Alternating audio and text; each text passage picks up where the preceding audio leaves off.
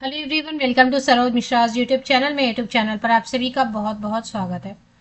Eklavya model residential school all India level पर permanent भर्ती। All India level पर permanent भर्ती teachers and non teaching post की phase 1 successfully complete हो गया, जिसमें कि अराउंड 10,000 से ज्यादा 10,000 से ज्यादा वैकेंसीज फिल कर दी गई हैं परमानेंट।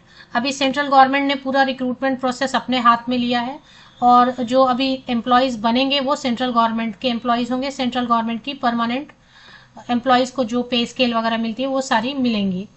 तो अभी पूरा रिक्रूटमेंट प्रोसेस चेंज हो चुका है। फेज 1 खत्म हो चुका है। फेज 2 के लिए बहुत सारे कैंडिडेट तैयारी करें और वेट करें कि कोई नोटिस आ जाए, कोई नोटिफिकेशन आ जाए, कोई विज्ञापन जारी हो जाए। तो चलिए देखते हैं। एक नोटिफिकेशन तो जारी हुई है, हालांकि वो किसी और चीज के लिए, बट परमानेंट रिक्रूटमेंट की बात भी उसमें की गई है।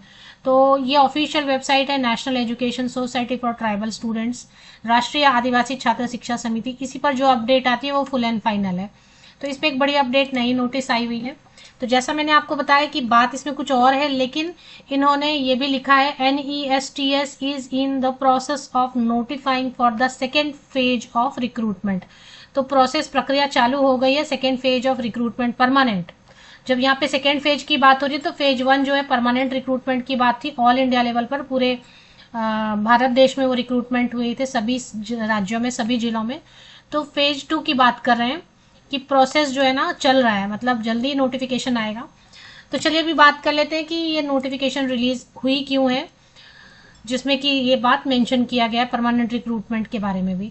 20 जून 2025, 28 जून 2025 की डेट से national education society for tribal students की ऑफिशियल वेबसाइट पर ये नोटिस लिखा गया है। ये जो 2 पेजेस का नोटिस है, ये सभी EMRS स्टेट सोसाइटीज के नोडल ऑफिसर को लिखा गया है। सभी राज्यों के EMRS के नोडल ऑफिसर्स को लिखा गया है।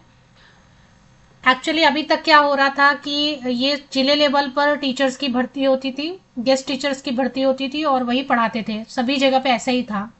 परमानेंट रिक्रूटमेंट आने लगे हम 2022 या 23 से, है ना। अब तब से सेंट्रलाइज्ड हो गया प्रोसेस, लेकिन अब तक गेस्ट टीचर की भर्ती जिले लेवल पर ही हो रही थी। तो अभी ये जो गाइडलाइन जारी कर दिया सेंट्रल गवर्नमेंट के हाथ में ले लिया गेस्ट टीचर की भर्ती को भी, क्योंकि जो गेस्ट टीचर की भर्ती होती है 200-300 रुपए ऐसे पेमेंट करते हैं, तो वो अब चेंज करने को कह रहे हैं। पूरी जो PDF है ना पढ़ेंगे अच्छे से।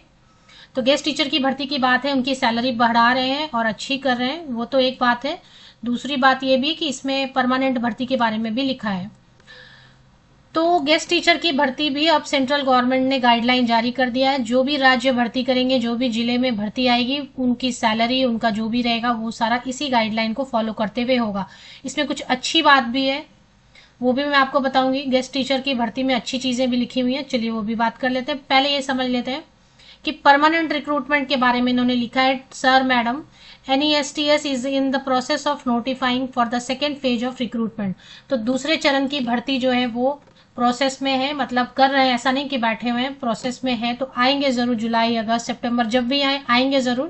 प्रोसेस में है सेकेंड फेज, मतलब ऐसा नहीं है कि हो गया फेज 1 खत्म अब नहीं आएंगे, ऐसा नहीं है, प्रोसेस कर रहे हैं। तो ये अच्छी अपडेट है परमानेंट रिक्रूटमेंट के लिए। अपॉइंटिंग रेगुलर टीचर में नीड एडिशनल टाइम। तो वो बता रहे हैं कि परमानेंट और भी टीचर्स आएंगे, उसमें टाइम लगेगा। तो however by considering the reopening of EMRS after summer vacation, गर्मी छुट्टियों के बाद रीओपन हो रहे हैं, तो गेस्ट टीचर की भर्ती जो है वो अब जहां जहां खाली पद है उनको जल्दी से जल्दी भर लिया जाए, क्योंकि परमानेंट भर्तियां करेंगे लेकिन उसमें टाइम लगेगा। It is very essential to engage guest teachers only up to 31 March 2026। तो 31 मार्च 2026 तक के लिए ही रखिए, बिकॉज हम परमानेंट रिक्रूटमेंट ला रहे हैं। तो ये अच्छी अपडेट है कि 2026 मार्च के पहले है होप कि नई भर्तियां हो जाए परमानेंट। तो ये 2 अच्छी चीज निकल के आई। उन्होंने साफ साफ लिखा है ना कि गेस्ट टीचर ज्यादा दिन मत रखिए, सिर्फ 31 मार्च तक ही रखिए।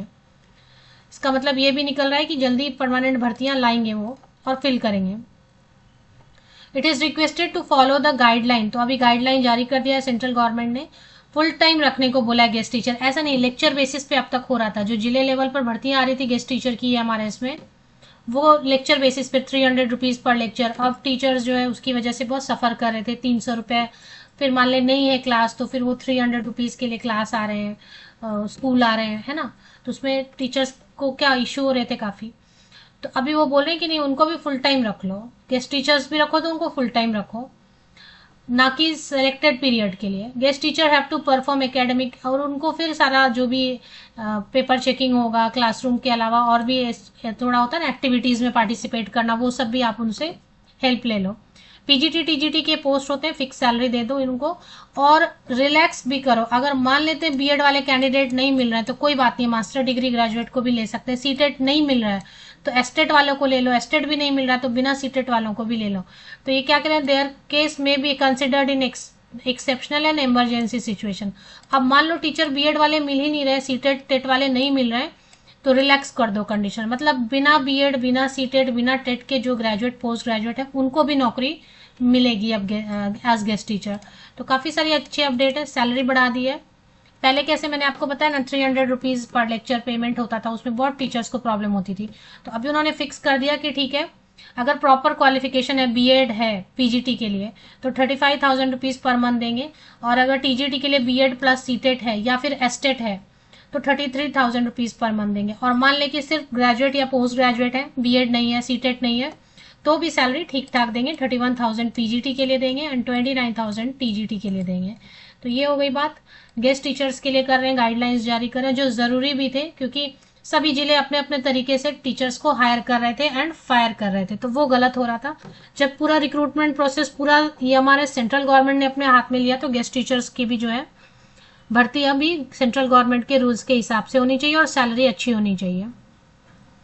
घर देंगे या नहीं देंगे मुझे ये नहीं पता, क्योंकि फुल टाइम रख रहे हैं तो फिर घर तो देना चाहिए, क्योंकि ये हमारे इसमें बाकी टीचर्स को तो घर दे रहे हैं।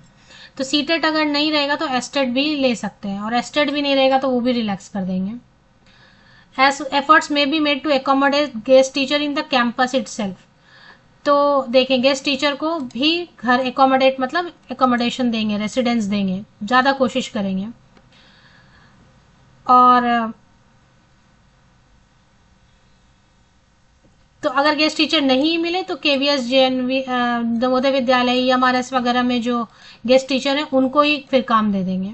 मतलब केवीएस में जो गेस्ट टीचर हैं, नवोदय में जो गेस्ट टीचर हैं, एमआरएस में और पहले से जो गेस्ट टीचर हैं उनको भी मौका दे देना है।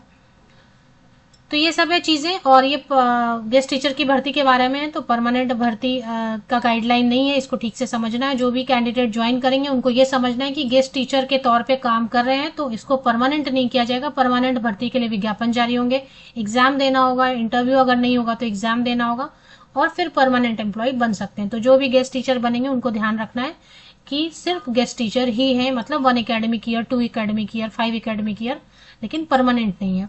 तो यही अपडेट है। इसी अपडेट में जो है गेस्ट टीचर के लिए ही इन्होंने गाइडलाइन सैलरी बढ़ाया है वगैरह, लेकिन उसी में जो 2-3 लाइन मेंशन की है परमानेंट रिक्रूटमेंट के लिए कि प्रोसेस अभी कर रहे हैं और आएगी भर्ती जल्दी, और 31 मार्च 2026 तक के लिए गेस्ट टीचर रखना है, या उससे भी पहले हटा सकते हैं, क्योंकि अपॉइंटमेंट ऑफ रेगुलर टीचर हो सकता है।